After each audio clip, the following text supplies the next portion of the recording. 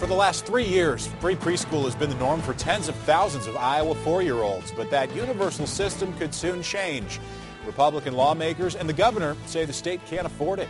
Good evening, I'm Dan Winters. John and Aaron are off this week. The legislative session started with a House Republican bill to strip all funding for preschool students.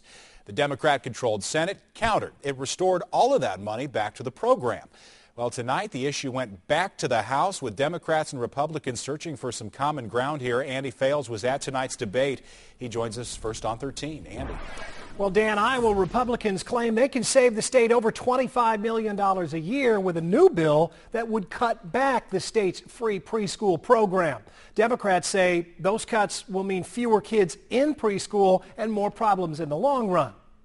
Currently, 4-year-olds across the state can attend 10 hours of free preschool a week. House Bill 535 would change that. Only low-income children would go for free, while everyone else would have to pay as much as several $100s a month. It would also say that preschool instructors would no longer need to be state-certified teachers. While this isn't considered to be the most polarizing issue at the Capitol, many Democrats and Republicans are still far apart. Parents have to make a choice. If you want your child to go to preschool, fantastic. Then help pay for it. When we instituted voluntary kindergarten in the state, the same arguments came up. We should not be paying for kids whose parents can afford it. That was the argument. And here we are again today, saying the same thing about 4-year-olds.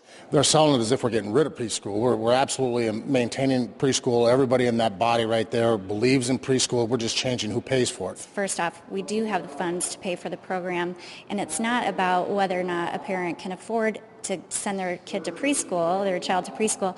It's whether or not quality preschool programs are still going to be there.